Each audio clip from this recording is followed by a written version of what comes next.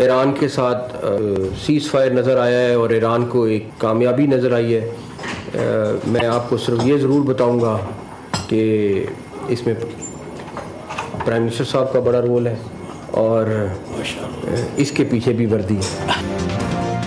Iran seize fire के पीछे भी वर्दी है। वज़ीर आज़म ने ईरान सीज़ फायर में अहम किरदार अदा किया। वज़ीर दाखिला मोहसिन नकवी कहते हैं, भारत की जानिब से फायर किए गए मिसाइल हदफ तक नहीं पहुंचे। हमने जवाबी कार्रवाई में भारतीय शहरी आबादी को निशाना नहीं बनाया। पाक भारत जंग में पाकिस्तान का ज्यादा नुकसान नहीं हुआ। आर्मी चीफ सीना तान कर खड़े थे, कोई परेशानी नहीं।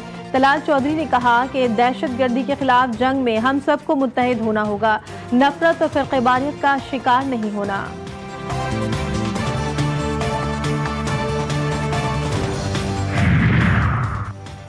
वज़ीर-ए-आज़म शहबाज शरीफ 2 रोज़ा सरकारी दौरे पर आज अज़रबैजान रवाना होंगे। इक़्तिसादी ताउन तंजीम के 70वें सरबराही इजलास में पाकिस्तानी वफ़द की क़यादत करेंगे। समिट में इलाकाई और आज़मी चैलेंजेस पर पाकिस्तान का मौक़िफ़ पेश करेंगे। वज़ीर-ए-आज़म की इसी और रुकन ममालिक के रहनुमाओं के साथ 2 तरफ़ा मुलाक़ातें भी शेड्यूल। इलाकाई तिजारत, तवानाई और राबते के फ़रोग़ पर जोर देंगे।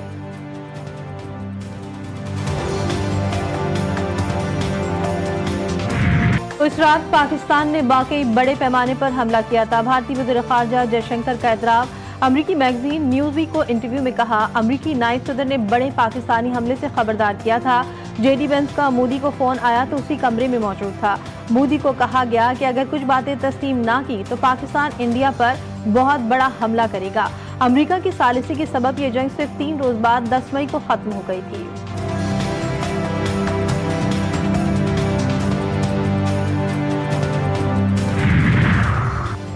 पहलगाम वाक़े पर क्वाड ममालिक का मुश्तरका बयान। पाकिस्तान की सिफारती कामयाबी का मुंह बोलता सबूत।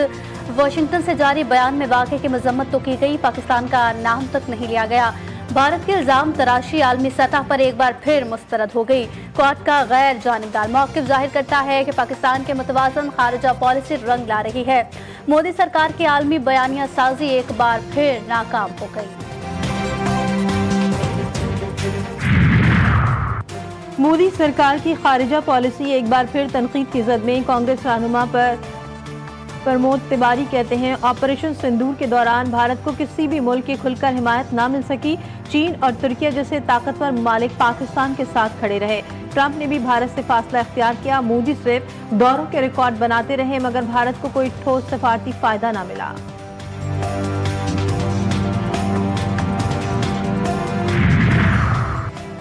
ईरान का IAEA के साथ ताउन मुअत्तल करने का इंतखाब नाकाबिल कबूल। ईरान को मजीद ताक़ीद के बगैर मुकम्मल ताउन करना चाहिए। तर्जुमान अमरीकी महकमा ख़ारजा टैमी ब्रूस का रद्द-ए-अमल। ईरानी वज़ीर ख़ारजा अब्बास अराग़ची कहते हैं कि IAEA के साथ मुआहदे की मुअत्तली का बिल शोर निगहबान से मंजूरी के बाद हम पर लाजिम हो गया। हम इस बिल के पाबंद हैं और इसके निफाज में कोई शक नहीं। अमरीका ईरानी जौहरी तंसीबात पर हमले से मुतालिक अपने मौक़िफ़ पर कायम है। तर्जुमान पेंटागन का कहना है कि अमरीका ने हमले में ईरान के जौहरी तंसीबात को तबाह किया। ईरानी जौहरी तंसीबात को 1 से 2 साल पीछे धकेल दिया गया।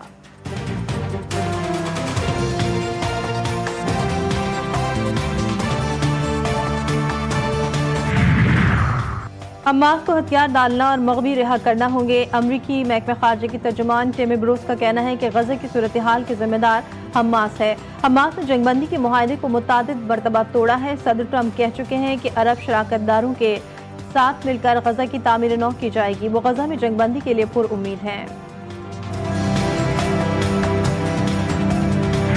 इस्लामाबाद हाई कोर्ट ने जून 2025 के दौरान 985 मुकदमात निपटा दिए। जस्टिस इनाम अमीन मिनहाज 313 मुकदमात निपटाकर सर फहरिस्त। जस्टिस मोहसिन अख्तर कियानी और जस्टिस मोहम्मद आजम खान दूसरे नंबर पर।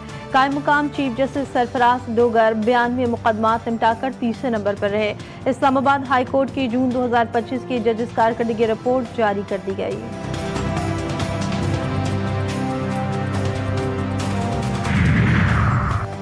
देरबाला के इलाके में मुसल्लह अफराद के घर में घुसकर फायरिंग। जमीयत उलमा इस्लाम के रहनुमा मुफ्ती हबीबुल्लाह हक्कानी जाम हक जबकि बीवी जख्मी हो गई। लाश और जख्मी को अस्पताल मुंतकिल किया गया। फायरिंग की वजह सामने नहीं आ सकी। तफ्तीश जारी। ज़िले अमीर मुफ्ती एहसानुल्लाह का जिला भर में एहतजाजी मुजाहिरों का ऐलान।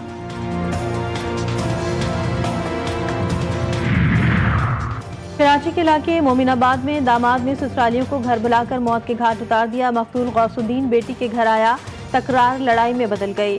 दामाद और रिश्तेदारों की फायरिंग से गौसुद्दीन, गुलबत खान और अमीन मौके पर जा भाग। मरकजी मुलजिम फायरिंग के बाद फरार। पुलिस ने जाए बकुआ से पिस्तौल और गोलियां बरामद कर ली। फायरिंग में मुलविस मकतूल का समधी शाहजहां और रिश्तेदार रहमत गिरफ्तार। मरकजी मुलजिम की तलाश जारी।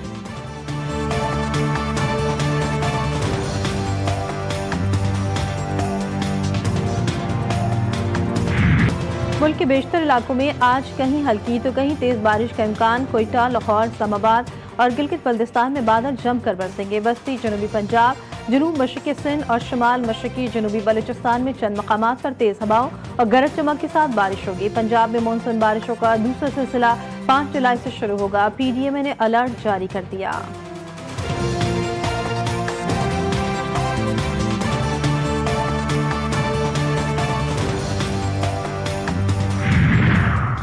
1 कराची में मानसून के दूसरे स्पेल की एंट्री। शहर में हल्की बारिश मुतवक्के। आज और कल दिन भर वक्फे वक्फे से हल्की बारिश होगी। 8 से 11 जुलाई को शहर में फिर से बूंदाबांदी होने का इम्कान। समुद्री हवाएं बहाल। 20 जुलाई के बाद से शहर में एक और मानसून स्पेल एंट्री देगा। महकमा मौसमियात का कहना है कि रवां साल कराची में मानसून की बारिशों का सिलसिला तवील हो सकता है।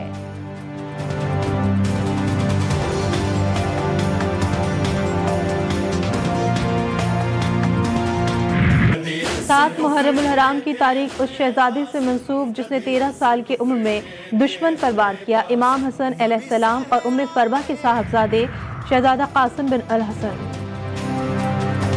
इंडोनेशिया में मशहूर सयाहती मकाम में कश्ती डूबने से 4 अफराद हलाक। 29 अफराद को बचा लिया गया। दीगर अफराद की तलाश के लिए रेस्क्यू ऑपरेशन जारी। खबर रसाए के मुताबिक कश्ती में 65 अफराद सवार थे।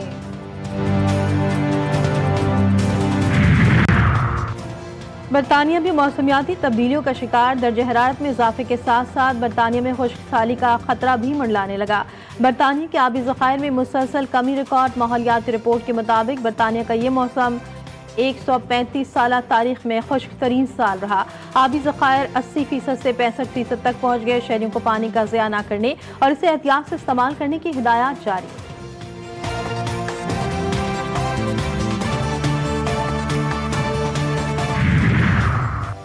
ऑस्ट्रेलिया में तूफान के बायस हवाओं की रफ्तार 62 मील फी घंटा तक जा पहुंची। सिडनी को भी ताकतवर तूफान ने लपेट में ले लिया। शहर में शदीद तूफानी मौसम से दूसरे रोज भी निज़ाम जिंदगी मफलूज। 55 से ज़ायद परवाजें मनसूख। बैनुल अक़वामी परवाजों में भी ताख़ीर का सामना।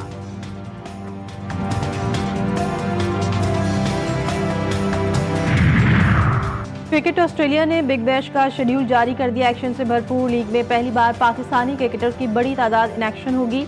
लीग के तमाम मैचेस 14 दिसंबर से 18 जनवरी तक खेले जाएंगे।